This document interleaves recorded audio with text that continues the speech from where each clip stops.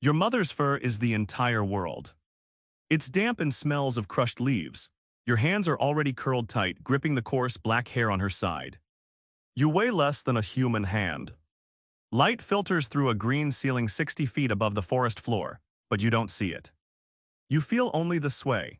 Every shift of her weight as she moves along a branch sends a jolt through your tiny body. Your instincts are a single screaming command: hold on. Let go and you fall into a void. This is your first lesson: survival is not a given. It's a physical skill you must master from your very first breath. You are born into a vertical maze of branches, thorns, and vines. The ground is a distant, dangerous memory. For the next few weeks you are cargo. Your mother must feed herself while keeping you secure. She'll leap across terrifying gaps with you clinging beneath her.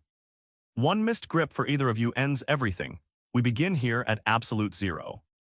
We will trace the brutal, beautiful logic of a monkey's life from this fragile start. We will climb through the hierarchy of the troop, face the gauntlet of predators, and confront the limits of instinct itself. This is the anatomy of a struggle. This is why, from the very first swaying moment, it sucks to be born as a monkey. Your grip is instinct, but your muscles are new. Your mother's fur is the only world you know, high above a forest floor that might as well be another planet. Then she moves, she shifts to reach a fruit.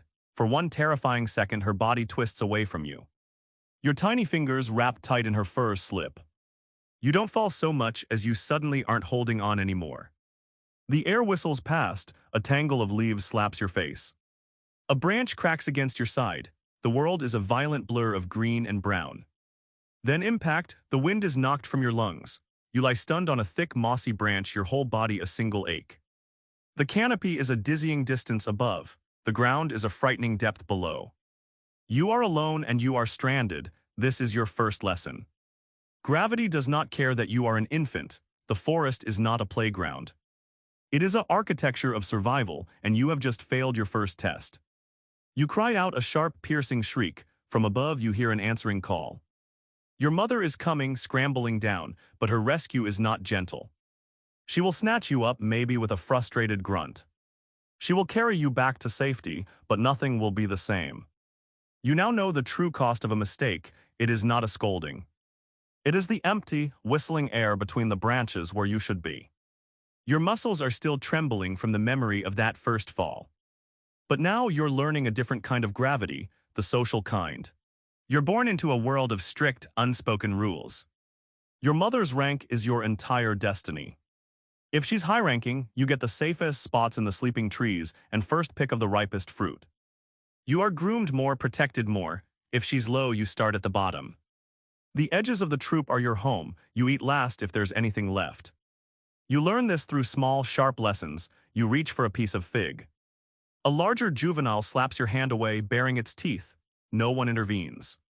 That's just the order of things. Your mother pulls you back, her touch the only comfort in a system built on force. Every interaction is a calculation. Approach the wrong individual and you risk a chase or a bite. Groom the right one and you might earn a moment of tolerance. Your entire childhood is spent mapping this invisible lattice of alliances and grudges. Who can you play with? Who must you avoid? A single misstep can mean a beating or exile from the group's protection. Your place is fixed but never safe. A challenge between adults above you can shift the whole structure overnight. An ally falls and suddenly you're vulnerable. You don't just live in the troop. You are a piece on its constantly moving board, and the rules are written in scars. You are low in the hierarchy, that means you eat last. The best fruit in the central trees is already gone by the time you get there. What's left are the tough, unripe figs at the very ends of the branches, where the thin wood sways dangerously under your weight. Your stomach is a constant, hollow ache. You spend over half your waking hours just searching. You scan the green for a flash of color, a telltale shape. Most of your finds are disappointing. Leaves that are more fiber than food, flowers with barely any nectar. You learn to eat bark when nothing else is available, scraping it with your teeth for the thin, starchy layer beneath. It tastes like wood pulp and dust. The troop moves on. You have no choice but to follow, even if you've found nothing. Energy conservation becomes your silent calculation. Every leap between trees costs calories you haven't consumed. You see a cluster of berries across a wide gap, you judge the distance. Is the energy you'll burn getting there worth the meager meal? Sometimes you gamble and lose. The branch gives way, you catch yourself, and the effort leaves you trembling and emptier than before. Rainy seasons bring a different torture. Fruit rots on the vine, insects hide. You are wet, cold, and hungry for days on end. You watch the dominant males take the first share of everything. Your hunger is a quiet, grinding engine that never turns off, driving every move you make, thinning your patience, sharpening your desperation. It is the background noise of your entire existence. Your stomach aches from the morning's meager meal of sour, unripe fruit. The memory of constant hunger drives you forward. You follow the older troop members down through the tangled vines, toward the sound of running water. The air grows thick and cool. The forest floor, a world away from your familiar canopy, feels alien and exposed.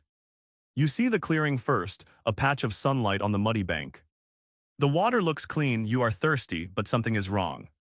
The usual chorus of birds and insects is gone, the only sound is the water. An older male gives a low, grunting alarm call. He is staring into the thick undergrowth across the stream. You stare too, you see only shadows and leaves, then a shadow moves. It detaches itself from the gloom, a leopard, its eyes lock onto yours. Your body freezes, every instinct screams to flee, but your muscles are stone. The leopard is a fluid shape of coiled muscle and spotted gold. It lowers its head, shoulders rolling with a silent, predatory grace. It is not running, it is waiting, you break the stare. You scramble backward, your hands and feet slipping in the mud. Chaos erupts. Monkeys shriek, launching themselves into the trees.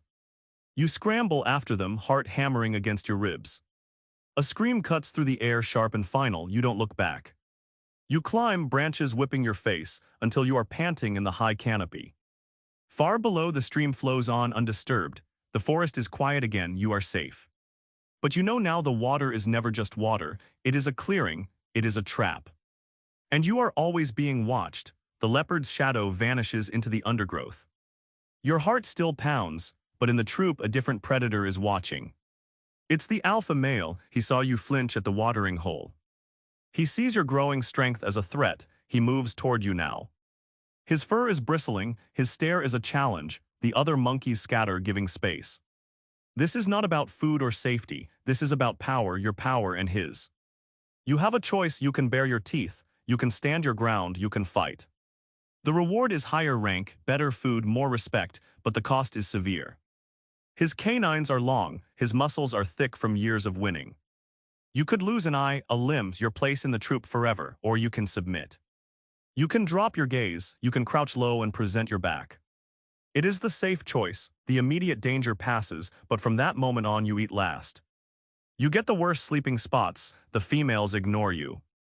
You live in a constant state of not enough. So you decide, do you risk everything for a chance at something better? Or do you surrender and accept a life of scarcity? There is no middle ground. In the troop you are either rising or falling, your muscles tense. The alpha lets out a low, guttural growl, the moment has come. The fight is over. You submitted, now the troop moves through the trees and you linger at the back. Every glance from a higher-ranking male feels like a shove. You are not just low status now, you are a living reminder of your own failure. The social web that once meant safety now feels like a cage.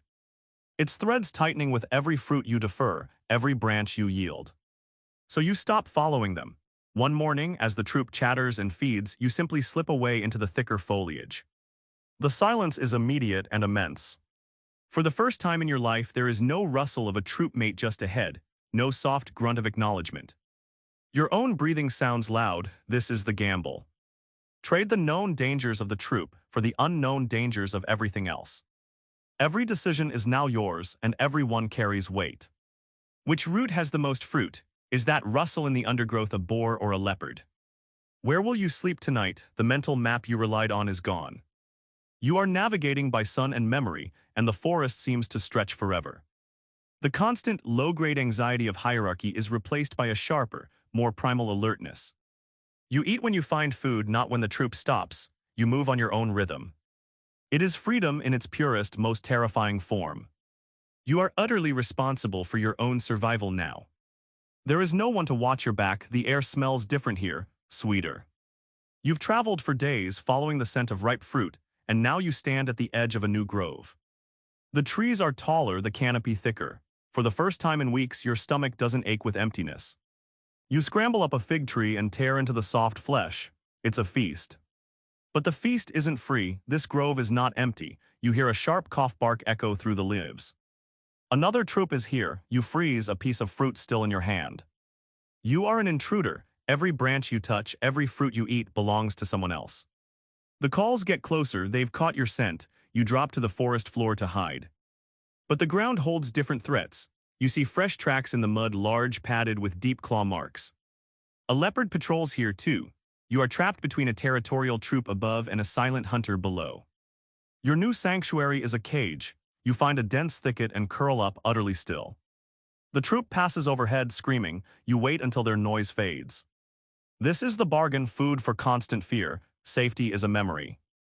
Now every rustle is a threat, every shadow a possible strike. You have a place to sleep, but you will never sleep deeply again. The new grove has fruit, but it hangs from branches too thin to hold your weight. You've spent your whole life knowing what to do. See a snake, freeze, smell ripe fruit. Climb, but this is different. Your instinct is to reach out. Your muscles remember the motion, but a deeper, older warning pulses through you. The branch will snap. You stare at the food just beyond your fingertips. Hunger cramps your stomach. The solution isn't in your genes. It isn't in the social rules you learned in the troop. This is a puzzle. You look around. A vine dangles nearby, useless on its own. A fallen log lies rotting below. Your mind, built for recognizing patterns, predator shapes, troop member faces, starts fitting these pieces together in a new way. Not as food or threat, but as tools. The thought is slow, frustrating. It's like trying to see a color you've never seen before. You try to swing on the vine, you miss. You try to push the log, it's too heavy. Failure bites at you. Every other challenge had a clear path: fight, flee, submit. This offers no clear answer, just trial, error, and the growing ache of hunger. For the first time, your survival doesn't depend on strength or speed. It depends on a quiet, stubborn spark of thought that has to build its own path. Step by clumsy step, against the weight of pure instinct. You lie on your back, the damp earth cool against your fur. The fight is over. The fruit is gone. The complex problem, a termite mound too deep, a fig tree stripped bare, remains unsolved. Your instincts, sharp as they are, have run into a wall. For a moment you just stop. Above you the canopy has thinned. Through a gap in the leaves you see them.